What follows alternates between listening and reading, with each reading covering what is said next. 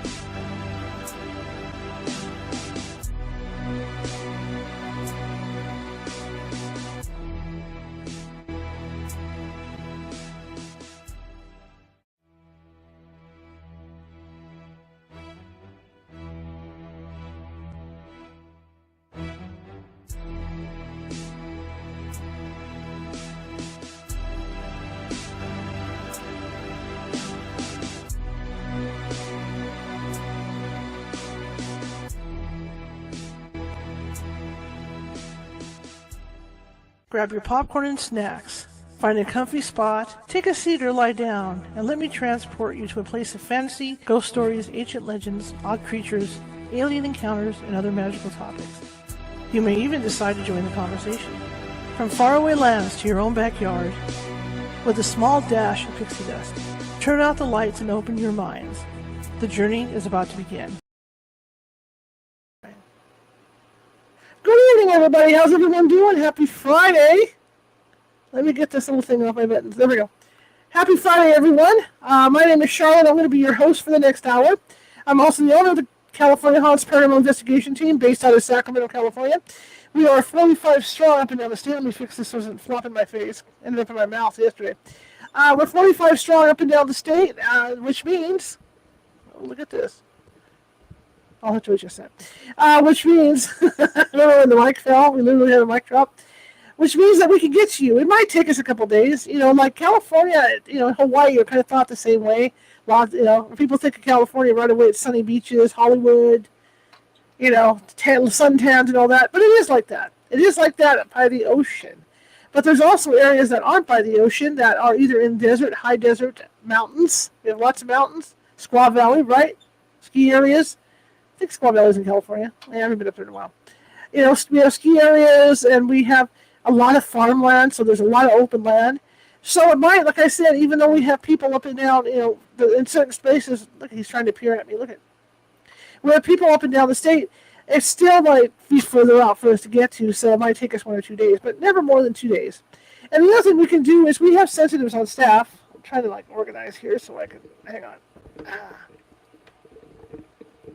Okay. We have sensitives on staff who can call you and talk to you about what may or may not be going on in your place of business or home. And in most cases, they can calm things down before we get out there. Oh, I'm having issues today. Okay. But, but we will get out there, and we usually don't take more than 1 or 2 days to respond. Now, if you want to find us, you can find us on Facebook, either under California Haunts Radio, under my last name, or you can look at Instagram. Instagram, it's Ghosty Gal, all lowercase.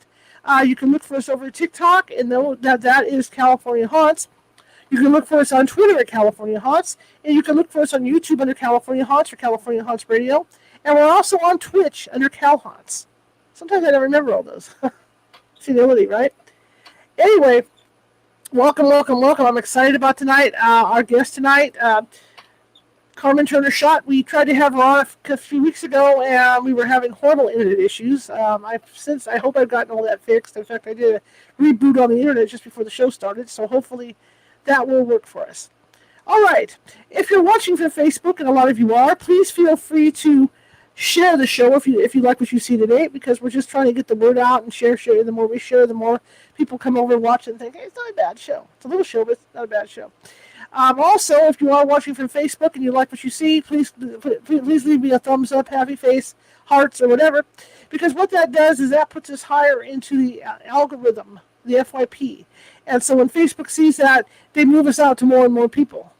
And I've noticed that happening because I'm doing all these shorts and stuff on TikTok that I'm transferring over, and it's been a wild ride, a really wild ride. And I appreciate, and for the people that have come on in the last couple months since I've been doing the shorts, thank you so much. Thank you. I try to put out a show that everybody will enjoy, and I hope you do, and I hope you learn something at the same time.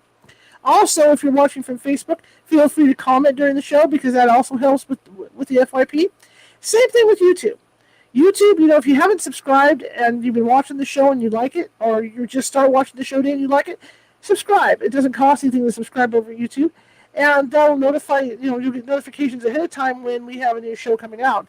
I try to do different topics every night. I'm not trying to stay on the same topic all the time, so I try to vary it. I'm a journalist. I'm a photojournalist, and I like having that mix-up, where it's not always about paranormal stuff. It's about murder mysteries. It's about general things like food. It's about spousal abuse and things like that. Just things to be more newsy with it. So I like to vary the topics.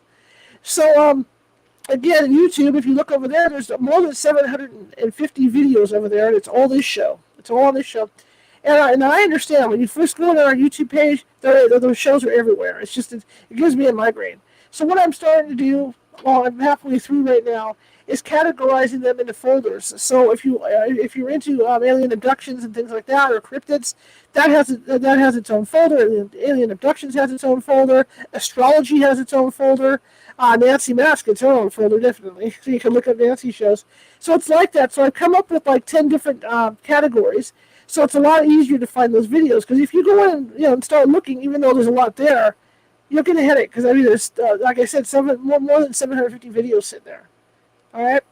But the only thing I ask again is, if you like the show and maybe you're having dinner or something right now, and you share it, I would really appreciate it, to get the word out, because we're always trying to get the word out about the show. And again, it's free to subscribe to the show. Also, right now, last minute stuff is tomorrow. I am starting the meditation club for one price a month. You get 3 to 4 meditations a week, and it could be for stress, it could be for financial, it could be health meditations. But I'm going to be taking you guys through guided meditations 3 to 4 times a week, and it's a good de-stressor. And I can tell you, it works. Meditation works. When I was diagnosed with congestive heart failure, and I needed to get my heart rate up and get calmed down, with my blood pressure and all that, I started meditation, and I had a really good teacher. And I can tell you, within about 3 months, I started to see changes in the health of my heart and my blood pressure and everything. So it does work. Even if you think you can't calm your mind down enough to focus, everybody's like that in the beginning. I'm like that. My mind is always going a mile a minute, obviously, and I'm able to meditate. So I will teach you how to do all that. And for $25, you get to 2-3 times a week with me. And also, we say you can't make one of the things, they're going to be recorded anyway, so you can go ahead and just grab it and do it at your own pace. All right. Sunday, I am teaching a psychic development class 2, and this is for people. And Nancy kind of talked about that last night. This is for people that have abilities, but they don't quite know how to handle them, or what abilities they have. You could be clairvoyant, clairaudient.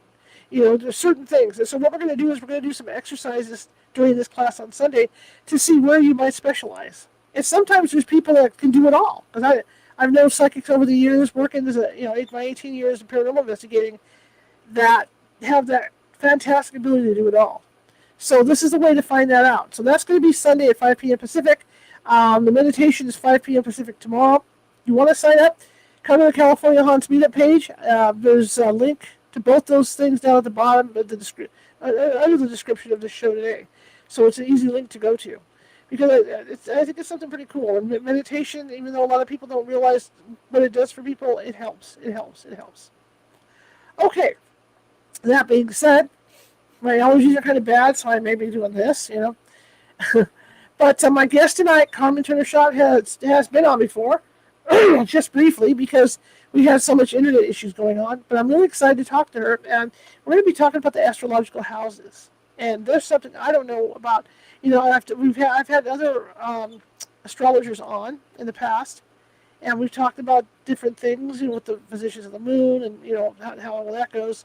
We've even done colors, that kind of thing. But this is a new one for me, is to talk about the astrological houses and how those affect you.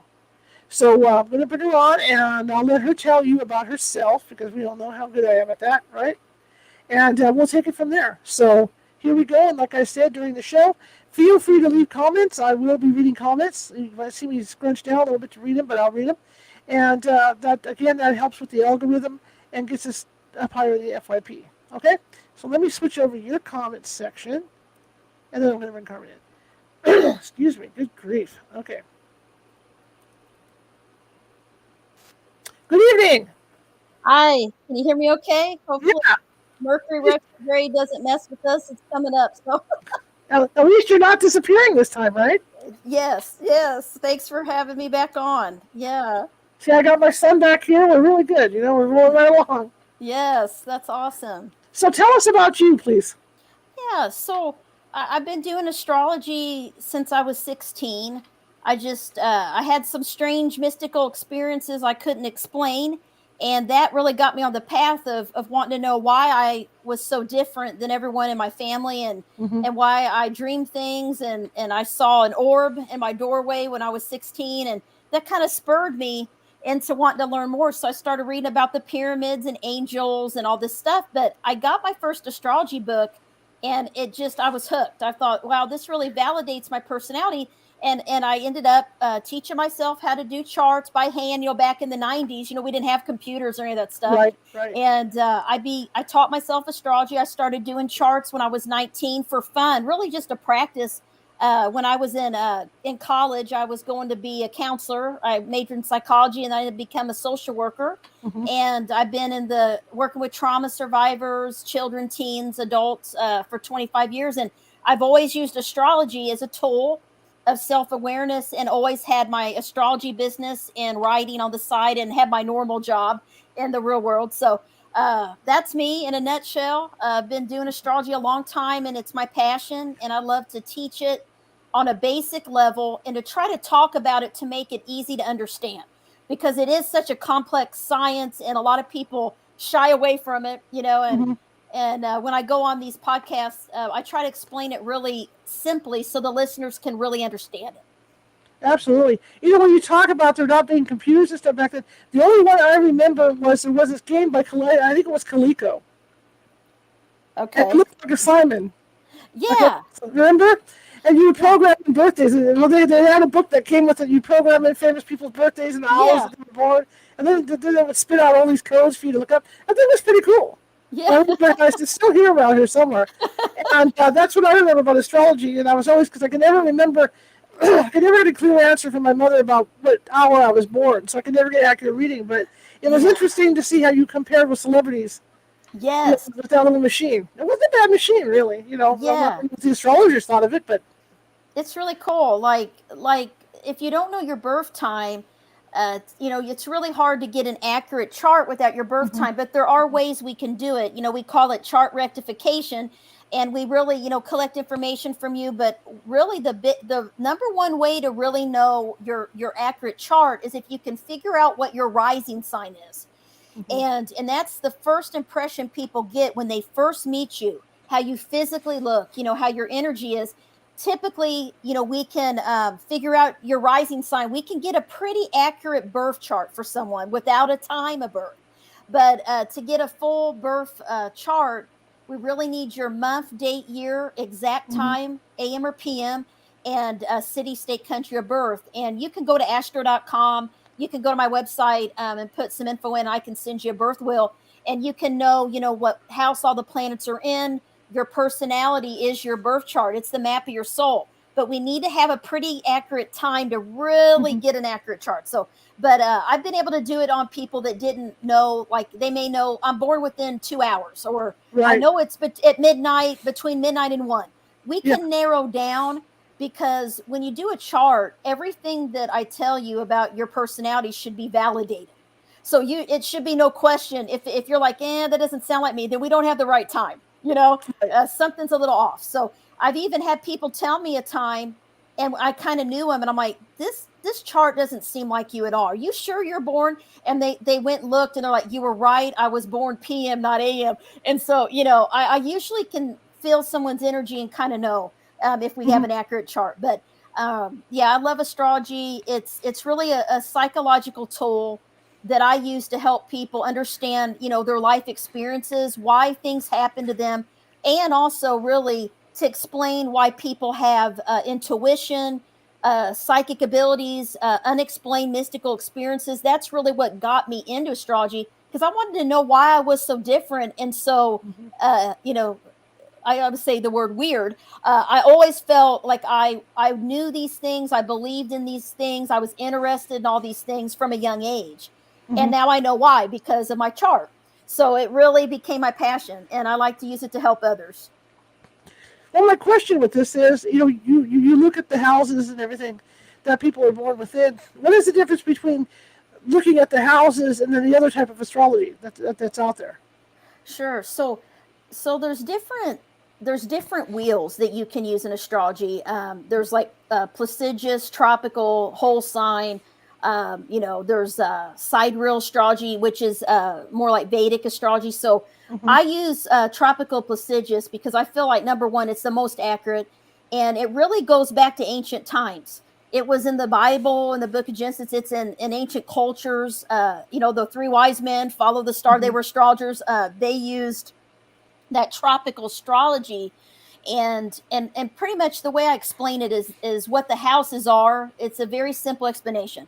So when you're on Earth, on your month and date of birth, and time and place, when you're looking up at the sky, all of the planets are in a certain star constellation, which we call the zodiac signs. And there's 12 of them. So there's 12 sun signs is what we call them, 12 signs. They're star constellations, just like astronomy. And the planets are in one of those star constellations in the sky when you're looking up at Earth, when you're born. And they're in a certain area of the sky. So astrologers, we break the sky into 12 sections. And then we take a picture of it and put it on a piece of paper. And we number those 12 sections, 1 through 12, and those are the houses. So the houses represent areas of life. Each house has an energy. Each house has a ruler, a planetary ruler, and a sign that rules it, which gives it its traits. So, for instance, the first house is your main personality, your physical appearance. It's where you act. It's the house of Aries. It's how people perceive you. It's where you take action. It's your physical body. The second house is money, finance, security, comfort. It's ruled by Taurus, which are all traits of the Taurus sun, right? So each house gets its personality traits and area of life because of the sign that rules that area. So the third house is Gemini. It rules communication, publishing, short journeys, short travels, learning, talking, siblings. Fourth house is home and family. Your childhood roots, your parents, your future home. It's Cancer. Cancer is very homebody, right? They rule the home. So it just goes like that for all 12 houses. Each house is ruled by one of the sun signs, one of the signs.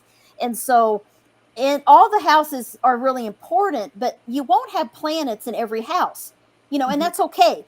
When you have planets in a house, that means that you have karma and personality issues and things to learn, right, in that area, or talents or strengths, or could be challenges. And so not having planets in a house isn't a bad thing, but we always look at what's going on between the planets and the birth chart. We call those aspects. It's just energy. If you think of it like everything's energy, just like Reiki and all these things, even, hauntings. I've lived in houses like in Germany where they were haunted. And everyone that came to visit had an experience in a certain room. And I knew when I moved in there, I did like that room. There was something there. And what do you know? I had, it was an energy. And that's what astrology is. It's all energy. And the cool thing about it is I really got into researching the 8th and 12th houses, which is Phoenixes and Angels, my new book. And the 8th house, I call 8th house people Phoenixes and 12th house people angels. And there's a reason for that, because these are the two most spiritual, mystical houses in astrology. And they're the most misunderstood. So like when I first started studying astrology, there were no books about the 8th and 12th house out there. That everything I read was scary. Like it was like, you're going to have suffering and loss and trauma and all this bad stuff. I'm like, oh my God, and you're going to have death of a loved one, and all this stuff. Well, a lot of that is true. There are hard challenges when you have planets in the 8th and 12th house. There are challenges, but there's blessings. And one of the blessings is you're born with a belief in something outside yourself. Call it the universe, God, source, Mother Earth, whatever. You just know that you're a soul. You know you're not from Earth. Everyone I meet that I've researched these two houses for almost 30 years.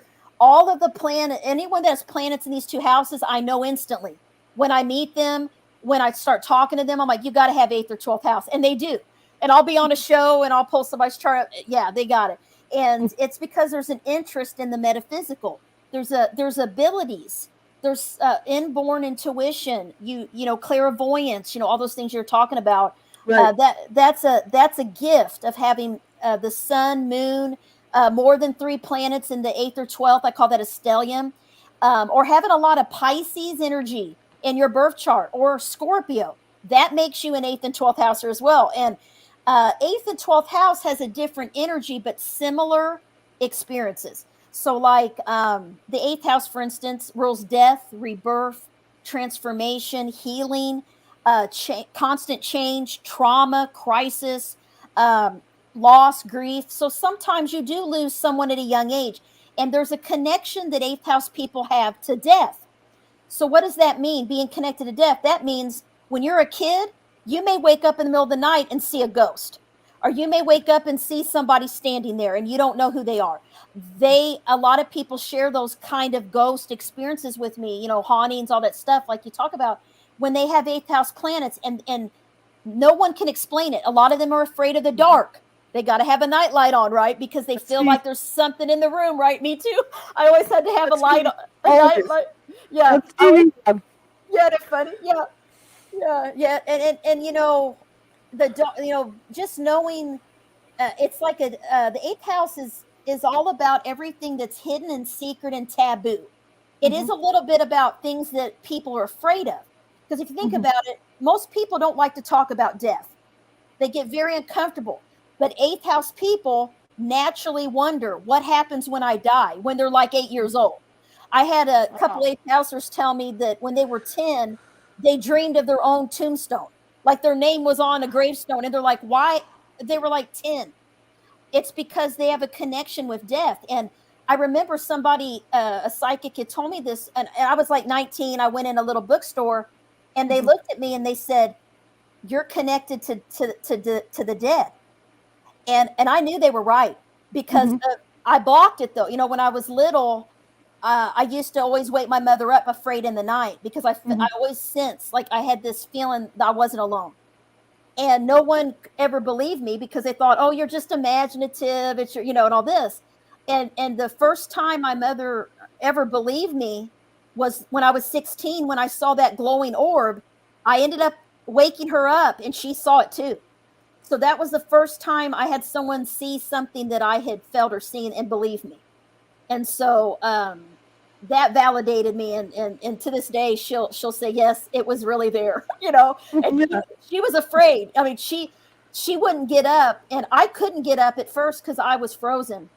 I had no voice. I couldn't move. All I could do was watch, and I tried to scream for my mother, couldn't yell. And eventually, after hours, it's like it released me, whatever it was, and I was able to yell her name, Mom. And I look in my doorway, and she saw it. I said, do you see it? She said, yes.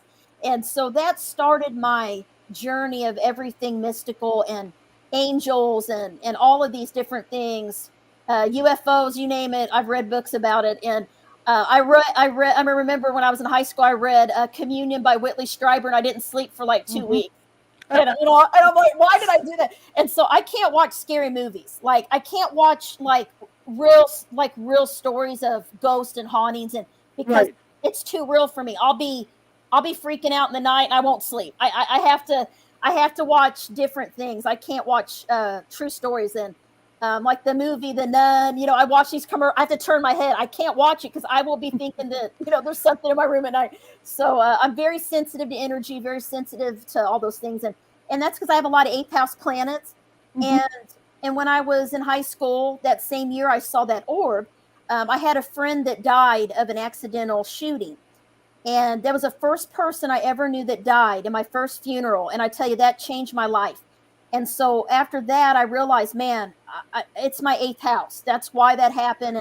And it brings me comfort now, because after that, I'm very comfortable with death and dying, and talking to people about it. And a lot of eighth house people go into hospice work. They go into, EMTs, emergency medical. They go into, ER docs, police officers, FBI agents, dealing with crimes and solving murders. I mean, all of the stuff that is kind of taboo and scary is eighth house, right? But it's also healing, because you become a phoenix. The phoenix energy is associated with Scorpio, the sign Scorpio, which rules the eighth house, and it's Pluto. The planet is Pluto, which is, healing, transformation, death, rebirth, change. And so eighth house people go through a lot of changes in their life, and they rise up stronger like a phoenix. So they will feel like they died emotionally, mentally, physically, like there's a death, and they'll wake up and feel like a totally different person. This is what they tell me. And that's why I call eighth housers phoenixes in my new book. And then the 12th house is a little different. It's really about mysticism, and it's really about escapism and oneness with God and dreams and loneliness and solitude and meditation and escaping from the real world. It's an imaginative, creative area, but it's where you feel oneness with everything and everyone. It's the house of having a spiritual path. It's ruled by Pisces, which is the spiritual sign, right? Artistic, creative. Pisces are very empathic. It's the house of psychic, intuition, empathy. 12th house people are a little different than 8th housers. They lack boundaries between themselves and others, so they absorb everything in their environment. Like if they don't know what it is when they're little, and that's how I was, I would feel everybody's pain. I would know when people were sad. I would get overwhelmed, and I had to have my alone time. I love to be by myself to recover, right, and get my energy back. And 12th house people, it is the house of solitude. So a lot of them become nuns, monks, rabbis, priests, all this stuff. And that's because they like to be away from stress. They like peace and harmony, and they like to help people. So a lot of them go into, Reiki, pranic healing. I mean, you name it, crystals, astrology, they're interested in all these things. And they're naturally believing that they're a soul. And a lot of them tell me, this is probably the number one thing I've heard in all these years. I've seen 5 major patterns play out with both of these houses. But with the 12th house, the number one thing people tell me is, I don't feel like I'm from Earth. They always tell me I'm an alien.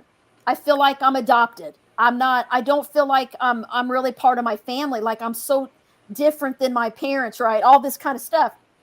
And they are, because they have one foot in the mystical, spiritual, and one foot in the practical, material world. So they're living in both worlds, and it's hard. And so I call them fallen angels or angels. And that's because they're not from Earth. They are from the spiritual side, and they know they're not from here, and they know, what am I doing here? And it kind of reminds me of that movie with Nicolas Cage, City of Angels. I always talk about this, when he was, decided to become human because he fell in love with, a lady, and then his whole life went to hell, right, when he became mortal. And it was like, it was pain and suffering. So when 12th housers come here, they're like, what the heck am I doing back on Earth, right?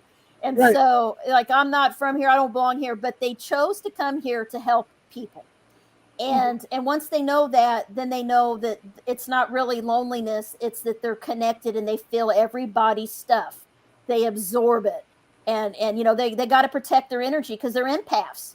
They really feel people's and take on people's problems. So they have to learn to have boundaries and protect their energy. And nobody teaches you this stuff when you're a kid. They usually say, oh, it's your imagination. Oh, you're too sensitive. You're never really encouraged to accept your abilities when you're little. So I always try to help parents, and if I can do a chart for parents for a child, to help them see this, the strengths and of their child, and maybe some of the challenges. I've done charts for children that were seeing ghosts or having trouble sleeping. I have nieces and nephews, and 2 of them are 12th house sons like me. And I told my brother, I said, they're going to be dreamers. They're going to dream vivid, and it's going to be very realistic. And what do you know? They're up in the night with bad dreams. Can't sleep, want to sleep in the floor in their room, right? So 12th housers dream. It rules dreams. And I've always been a very vivid dreamer. And so in the book, I talk a lot about the dreams I've had, other clients that have shared dreams with me of major natural events, disasters that they dreamed about before they happened, like 9/11, this tsunami, all kinds of stuff. Really very specific things that when it happened, they're like, oh my gosh, I dreamed this. And that's happened my whole life. And I know I'm not alone because I started a 12th and 8th house Facebook group and started researching these 2 houses. And everybody in there is like, oh, I dreamed about my grandmother dying, just like I did. So I'm like, oh my gosh. So there's something to it, and it's a science, and it really is energy, and there's a purpose to the chart. And that's why I believe it is very realistic and true. I can't always explain why it works. I know that it was created by the universe, and it's energy, and it is accurate. And that's why I use it as a tool. and I love it. I love the 8th and 12th house. They're my favorites. So I typically only do consults now for people that have planets in in the 8th or 12th. Mm-hmm. Not that I will turn anyone away, but typically people that find me that want me to do their chart professionally, they have these planets. And that's, and they read my books and stuff. So I kind of specialize in that. There's so much about astrology. That's why I love it. Like, you never get bored. I mean, I'm still learning now. I can learn the rest of my life and not know everything about astrology, because there's relocation astrology, medical astrology, financial astrology. I mean, there's all kinds, relationship astrology, and you can master, you can spend years mastering and studying all these really cool things, because there's always something new to learn. Asteroids, right?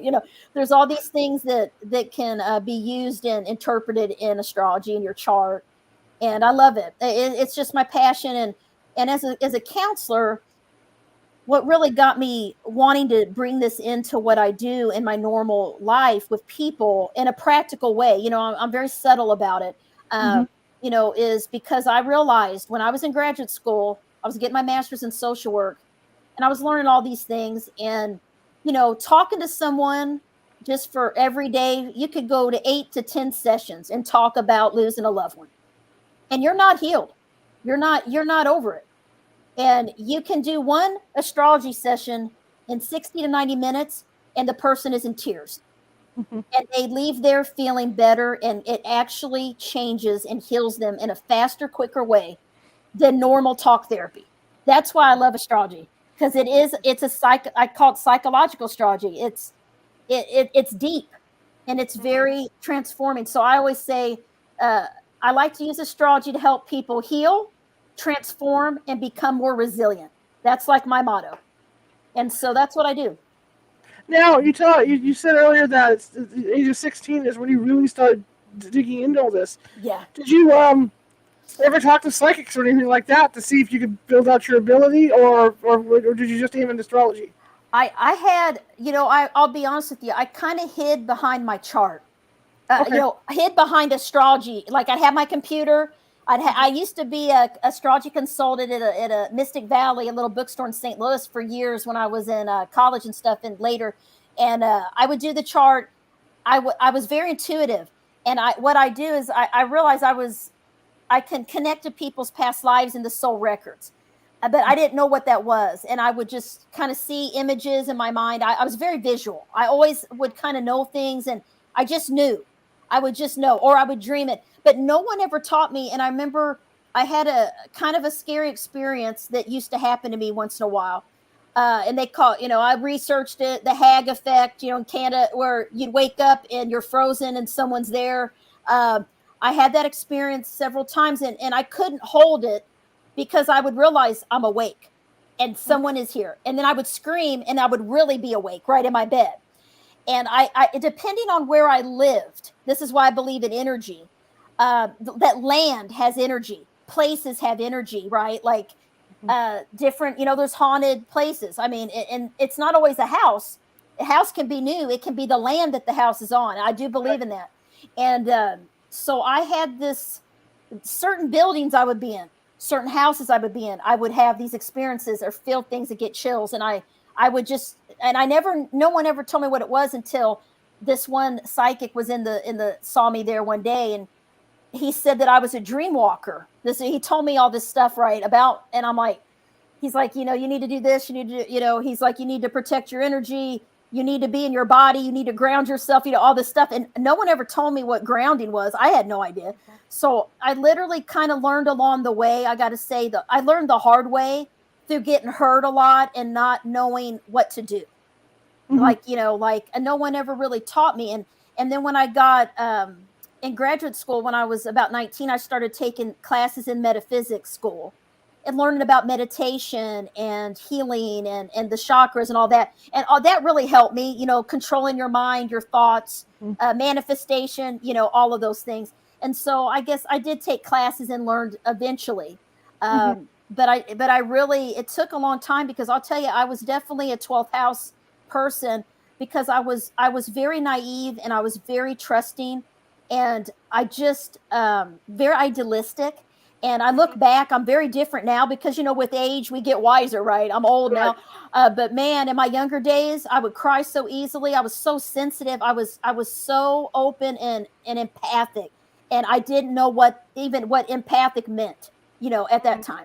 So now I know all this stuff and I can help other people. But I didn't have anyone to really explain any of this to me when I was, growing up. And even when I was a little kid, I hear stories that I was always very different. I had, imaginary friends I played with and all this stuff. I don't remember.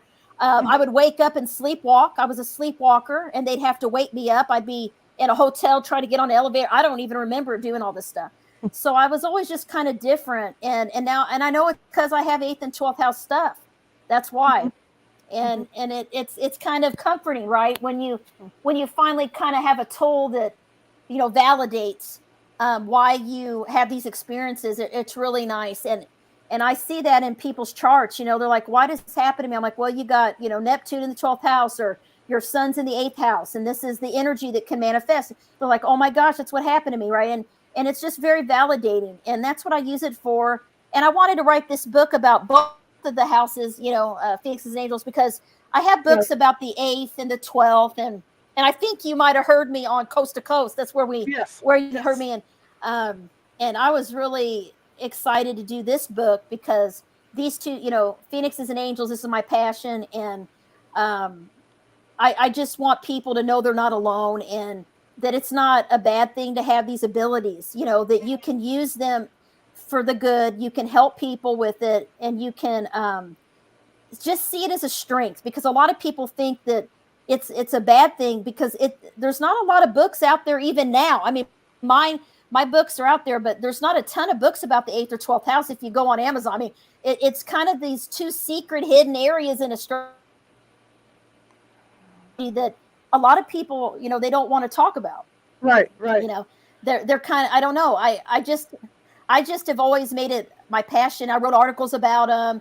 People would reach out, and that's how I wrote my first book, The Mysteries of the 8th House, Phoenix Rising. I self-published that just for fun, right back in the days when there was Book Surge and Create Space and all that, and then Amazon took them over. So, but that was based on an article I wrote about my own life, and that book, and people started writing me saying, "This is my life. I love your article." So I'm like, "Oh my gosh, share your chart with me," and I started collecting their stories.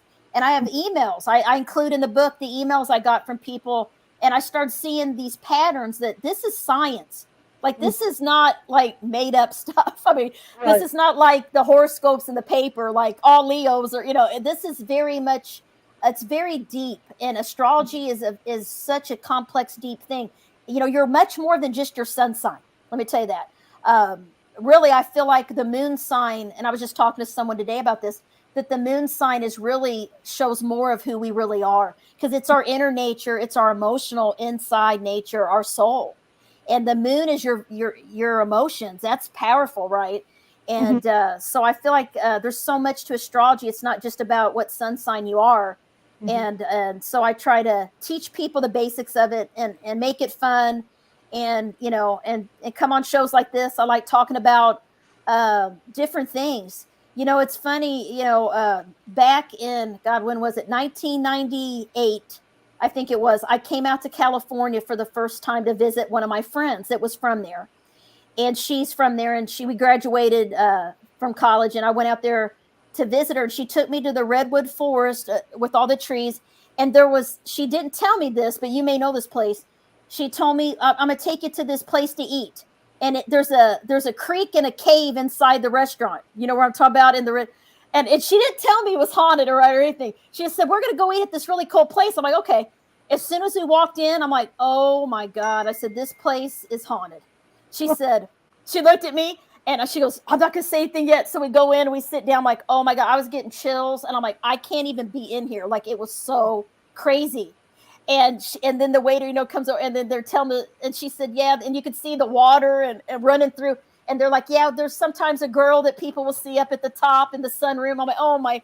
So she showed me when we left, after we ate, all of the history of the mafia, and it burned down, all these things, right? And I'm like, oh my gosh, this is so amazing. And I felt it as soon as I walked in there. And that's what 12th and 8th house people do. We feel energy. We feel things. Well, the reason why I'm smiling is because that is the only place that I've ever investigated that reminded me of the movie The Shining. You know, when he walks into the ballroom and they turn Yes. around and they salute him with the drinks. That's what I saw. I walked into that one room and all those gangsters Yes. were there with their drinks, you know? I That's know, what I right? saw. Oh, it was creepy. Oh my gosh, it was crazy. It was really pretty in there. I mean, if you didn't have, sensitivity, you may just think you're eating at a normal place. But Yes. I was like, no, I want out of here. Like, I do not like being in here. I kept thinking somebody's gonna jump out from the little dark crevice, or I'm gonna see someone standing up there. I want to get out.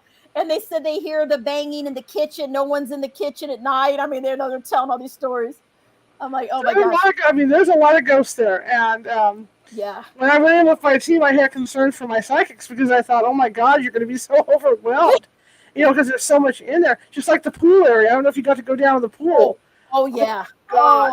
Oh my God. I gotta say, that's what I thought of when you contacted me. I remember that memory of being there, and I was like, oh, this is really cool. I want to go on his show. And I would say it's probably the most haunted place that I have ever been in. Out in California.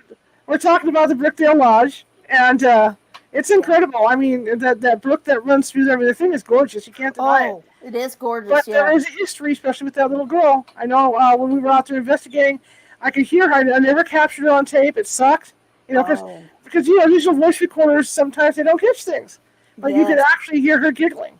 Oh my gosh! From time to time, and it was just an incredible experience there. Yeah, it is. It's amazing to me. Like, I'm always open-minded, and I tell people, listen, until you experience something, really, you can't judge it, because when something happens to you personally, and you experience something and know it, and it kind of reminds me, that place to me was a creepy haunted, like a scary thing. Like, it wasn't a positive energy, right? Now, I've been in places that I knew were haunted. Like, this lady, a friend of mine, lived in a really old house here in St. Louis, and she wanted to have an astrology party, and she wanted me to come and kind of see what I felt about the house, because it was like a really old house, really historic in a neighborhood with all these historic houses and stuff. And there's about 30 ladies there, and I was teaching them astrology, and I was doing charts, and I walked up the stairs, and on the right, there's a room there, and I saw, it's just in my mind, there's an old woman that sits at the side of the bed, and on the bed, and I told her there's a female present. She said, oh my God, my husband has seen her. So her husband was a skeptic. He didn't believe in any of the stuff. And she was an eighth houser, so she was all about this stuff. Like, she's a mortician. She worked ran a funeral home. I mean, she was very comfortable with ghosts and spirits, and she never saw anything in that room. But every time he was in there, he would have something happen, and he saw the woman. And so I would kind of validate. I went outside, and I'm very visual, so it's like images. That's the only way I know to explain it, and feelings. But when I walked outside, I saw, it's like in my mind, people camped out on the grass. I saw people camping out, like they were traveling, like, I don't know if they're in the war or whatever. And I told her, and she started telling me like the history of the place. And I'm like, I didn't know, all the history. But I also worked somewhere, I won't say where, but I worked somewhere that was very haunted. And the ghost hunters actually came out. And they found some evidence of it years ago. This is many, many years ago. And I worked in both buildings that they verified were haunted. And I know they were, because I would come in the office in the morning, and every morning I'd go to sit down in my chair, and it's like someone put it down, and I would almost fall out. And the door's locked. I'm the only one that has a key. And my the lady that worked with me, she would have her keys sitting somewhere, and then they weren't there. And they were like, moved. And she'd creep out because she didn't want to be in there at night. And there was another place I worked where they would leave the lights on at night. It was like a house, really, that we were. Men, they were scared to death to be there alone.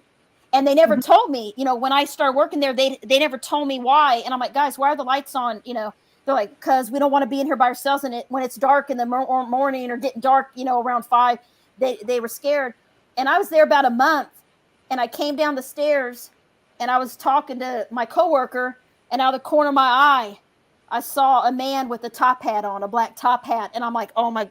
I said, I just saw something, and she's like, was it a guy? I said, and I said, I just saw a man with a top hat, and she screamed because they saw the same thing like a year ago, right before that, and so I believe in stuff because I've had weird experiences, and I know that I know what I feel, and I know what I've seen, and until you have had an experience, people are really scared, I think, of the unknown.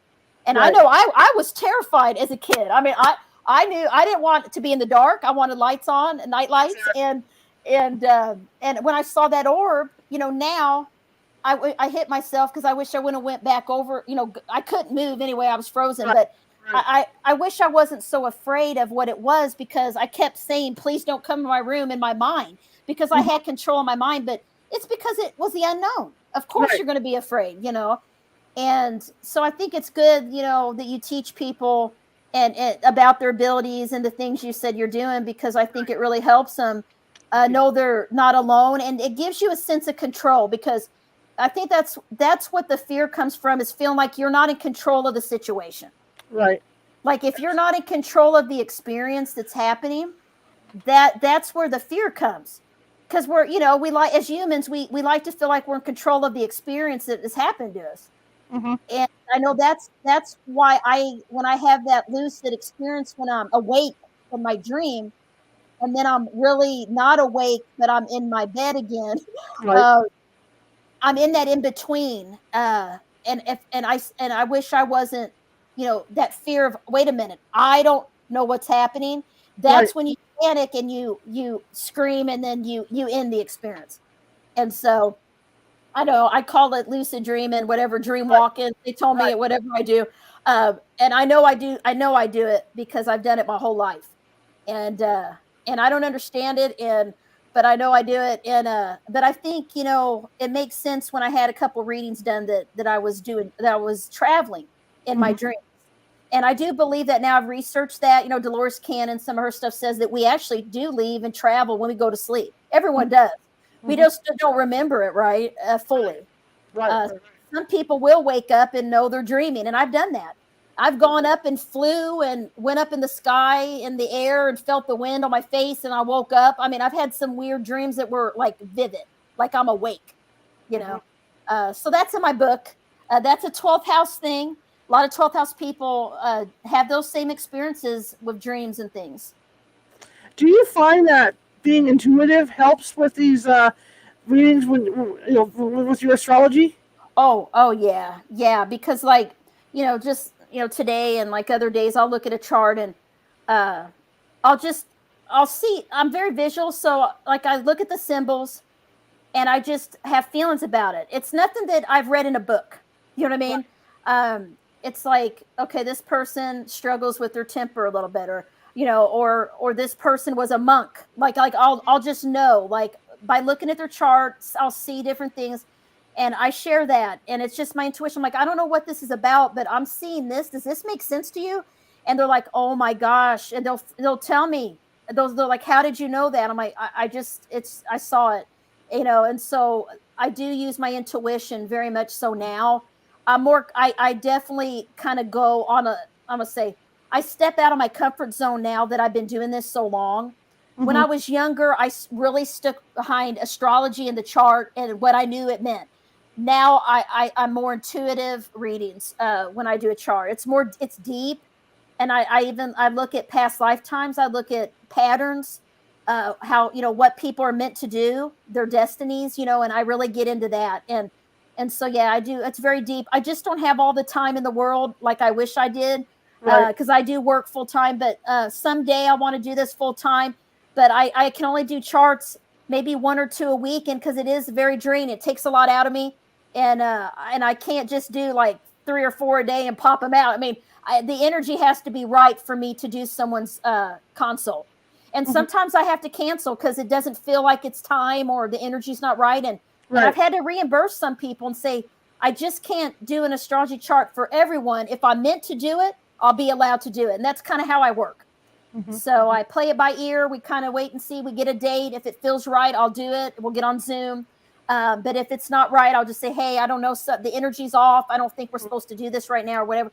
And I'm really a believer that when you're meant to do something, the timing will be right, you know? Sure. How long does it take you to do one chart? I prefer 60-minute consults, but sometimes that's not enough. So I offer 90. So I do 60-minute or 90-minute, and that covers almost everything. And then some people want to meet again in 3 months, 6 months, to look at transits or relationship compatibility, or want me to look at their kids' charts, and all that. And coming on the radio shows, I was laughing because I had put this free gift. You'll think it's funny. I put this free gift on my website. So if you register for my newsletter, a little pop-up comes up and it says, Carmen will send you a free birth chart and will, right? Which I was doing. And after I was on Coast to Coast, I forgot I had that up there. Wow. I had 450 emails. Wow. for birth charts. I'm like, oh shit, oh my God. I was like, I'm one man deep here. Like, I don't have assistants. Like, I'm like, holy shit. So I told my website, can you change it it might take 5 to 7 days instead of 2 to 3. And everybody's like, where's my chart? I haven't got my chart. I'm like 300 in. I'll get it to you.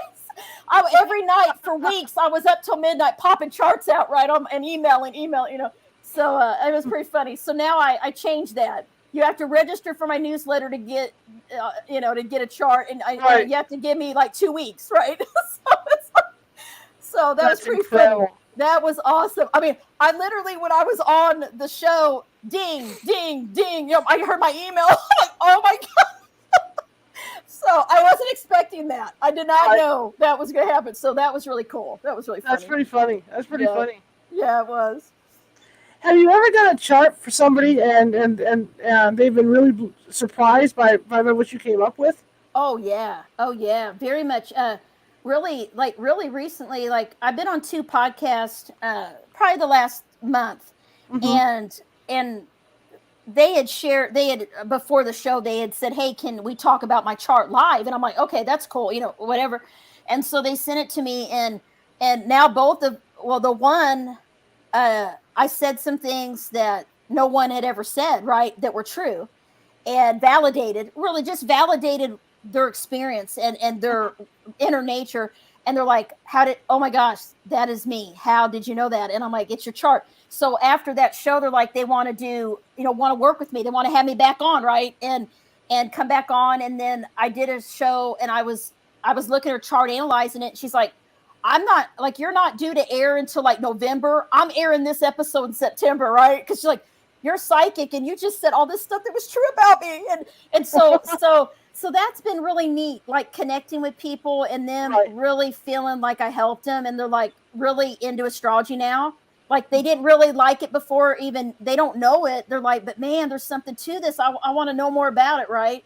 And so that's really fun. And I go on Angel Rock Radio once in a while. She's had me on several times, and she's like, I never understood astrology till you were on my show, and now it makes sense, And so, because I try to just talk it in a basic way, very simple, to bring this high level, knowledge on a basic level, because that's no one's going to want to study it or learn it if you're all about, well, this is this degree, and this is, trying this and square this, which is what a lot of astrologers talk about. And if you don't know it, you're like, it's like over your head. Like, what are they talking about? Longitude, latitude, degrees. What's that? And so I don't get into that. But astrology, there is, that is part of it, and I can look at degrees and aspects and all that. But I get more deeper. I use it more as a personality tool. You know what I mean? Okay. And I don't make it hard. Like, I'm not into making it hard. I've been on astrology shows, and they're asking, well, what degree is your moon? What degree is this? I get bored with that stuff. I like the more deeper psychological part of it. That's fun to me. I don't like math. I'm not really into, all of that, but I know what degrees mean. I know, that it has to do with energy, importance, but that's not, people are going to want to know that, they're going to be tuned out. So I try to talk about it, make it interesting, and I thought the title for this book, Phoenixes and Angels, came to me. I was like, that's what I want to call it, Phoenixes and Angels. And I'm like, I felt really, really chills about it. I had a really good feeling about it when I started writing it. And I'm like, yeah, I'm going to do this. And so I literally wrote it like over Christmas. I took leave from work for 2 weeks and wrote the book like in 2 weeks. And got it done. And then, a couple edits, going back and forth. And then I got the publisher and they've been great. Yeah. So they published my 12th house book last year called The Mysteries of the 12th Astrological House, Fallen Angels. And that was dedicated just to the 12th house. And this one's dedicated to both. It's kind of expands, gives tips, gives advice, things to do, grounding exercises, just different, not just telling people about it, but giving them some skills, just some tips to help them, with their experiences and stuff. Interesting. My question I was thinking right now is, when you do something like you mentioned, personality, how close or how accurate is it when you start diving into this stuff for somebody's personality? Oh my God, it's like 99.9%. I mean, wow. I tell you what. For instance, okay, so one of the patterns I see a lot with the sun or moon in the 12th house. Let's go for there. Okay. Most of them, I would say, okay, this is what I did. I asked for 50 random people to send me their chart. This is what I did. I did this recently in my group. Just send me if you're a 12th house person, if you got sun, moon, or more than 3 planets in the 12th, do you want to be a part of my research study? So I did a research project, a paper, and it's going to be published in a magazine, I hope soon. But I submitted it and everything. But I said, send me your charts. I'm going to look at 5 patterns. I want you to answer 5 questions for me. Out of 50 charts, 49 out of 50 said yes to all 5 patterns.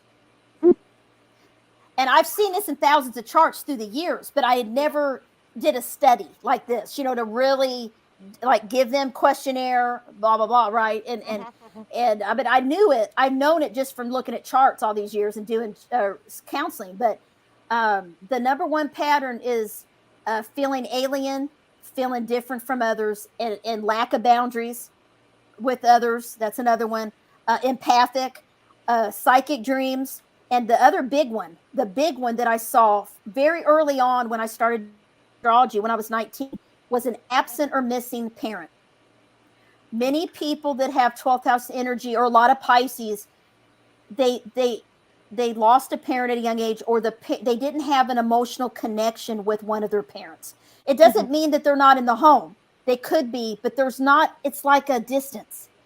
And they always share this with me. Some of them lost a parent through death. Some of them said they had their parents, but they weren't close with them. It's like they were a stranger. Some of them had addiction. That's another pattern. An alcoholic parent, or a parent that was not available to take care of you because of their own problems. Okay, so there's all these different patterns that play absent parent thing, right? And it's this your perception. It's your experience, right? I mean, your parents, they may have thought they were there for you, but as a 12th houser, you felt like you were missing a connection. And the reason that happens, it's not your parents' fault. It's because you're meant to learn to connect with a higher power. And so you're meant to feel lonely. You're meant to feel different. You're meant to feel like I'm not from here, because you're meant to seek a spiritual reason and a path.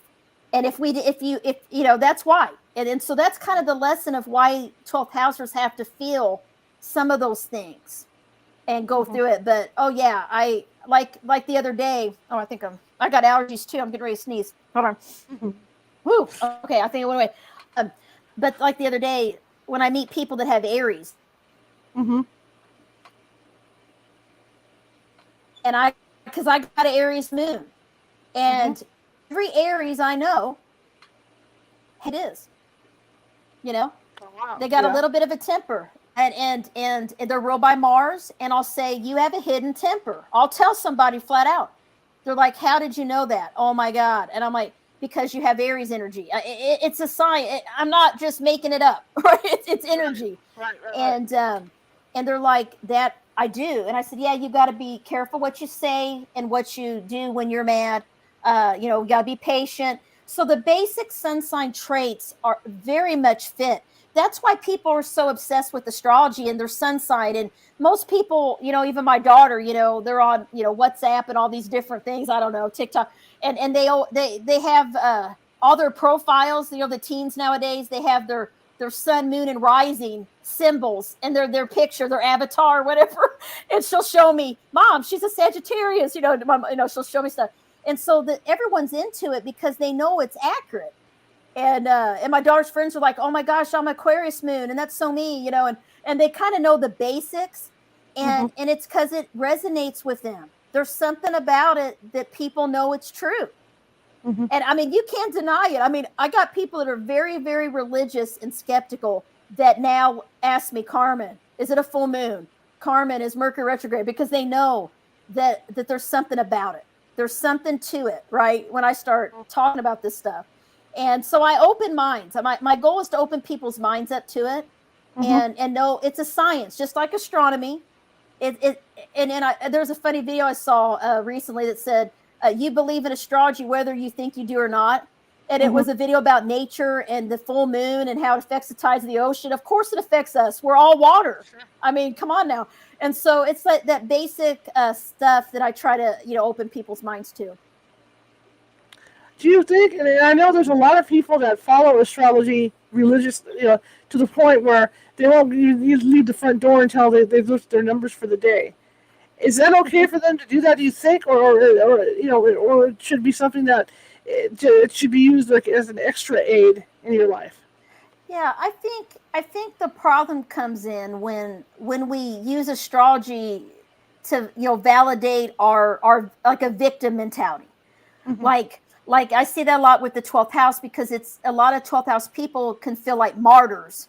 They can feel like they're a victim, like they're always getting hurt, and then everybody's out against them. They got secret enemies. They get into this negative pattern, which is some of it. It is some of the 12th house energy.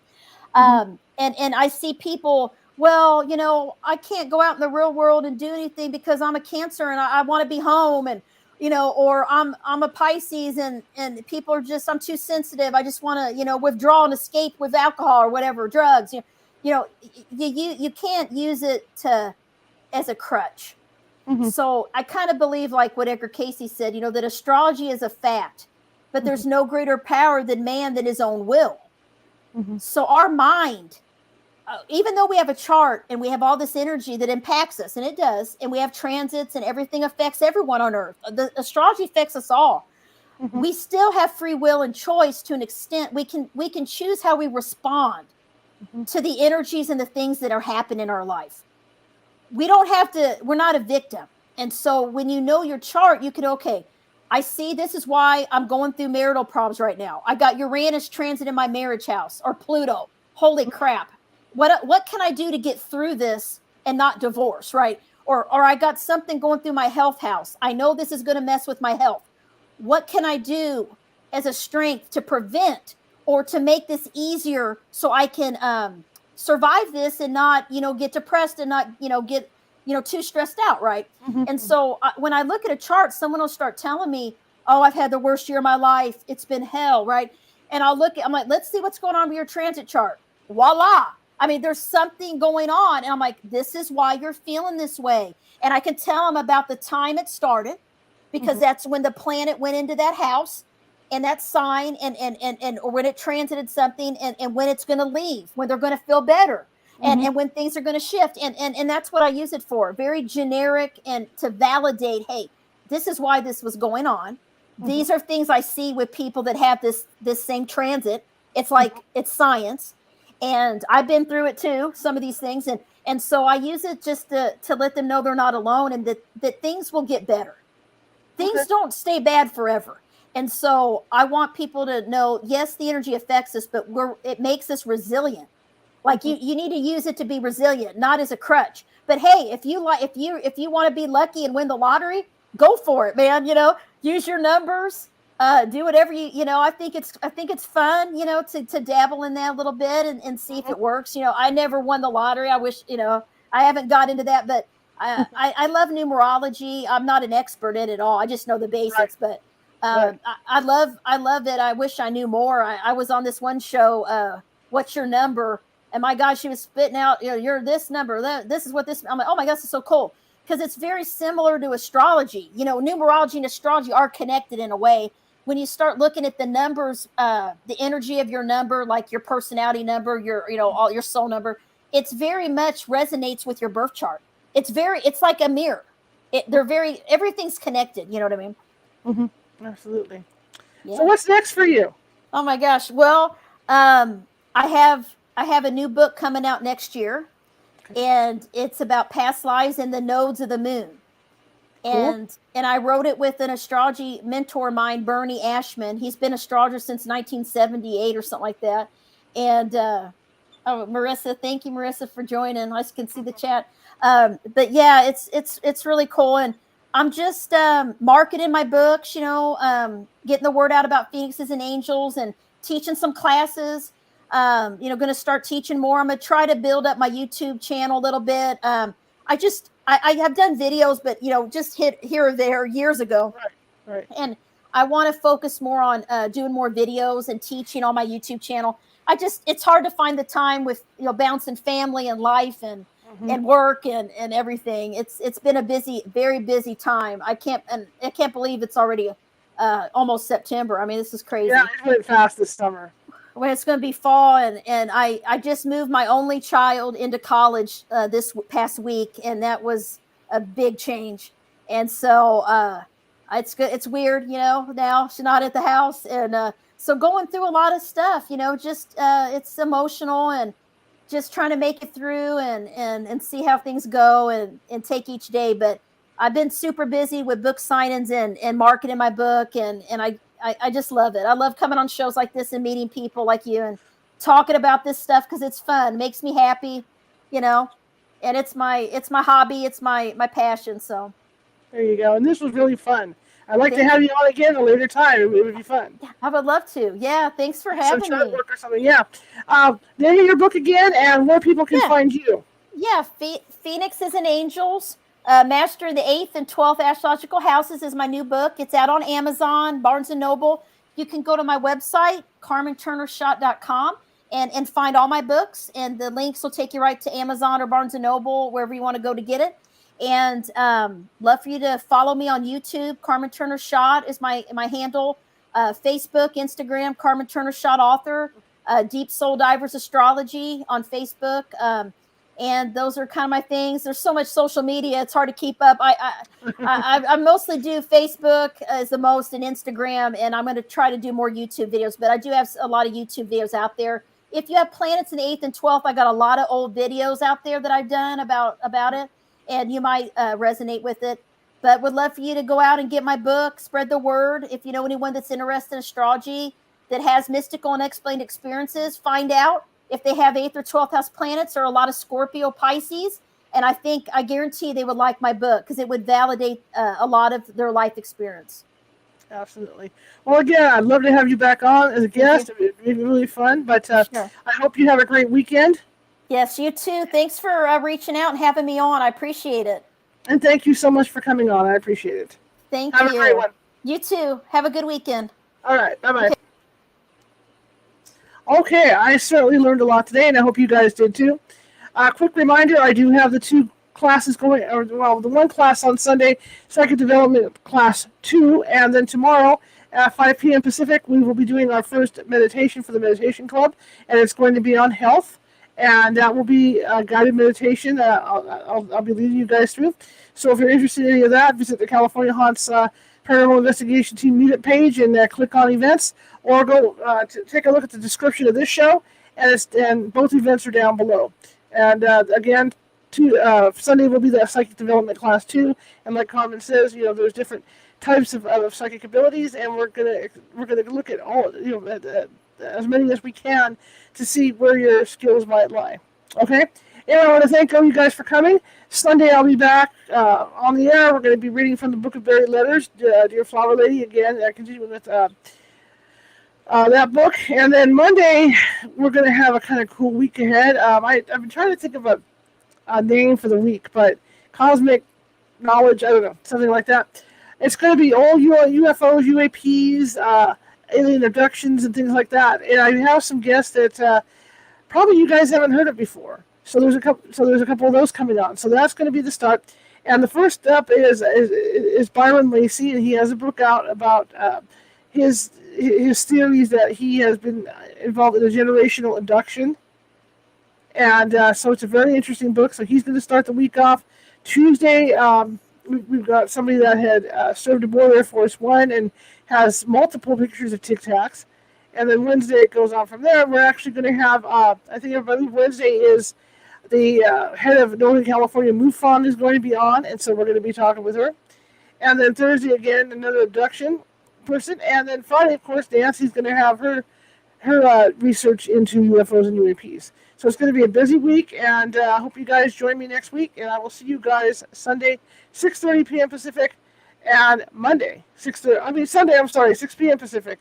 Sunday we go at 6, and then Monday at 6:30 p.m. Pacific. All right, have a great weekend, and I will see you soon. And hopefully, you guys come on over and sign up for the for the meditation club and the psychic development class. See ya.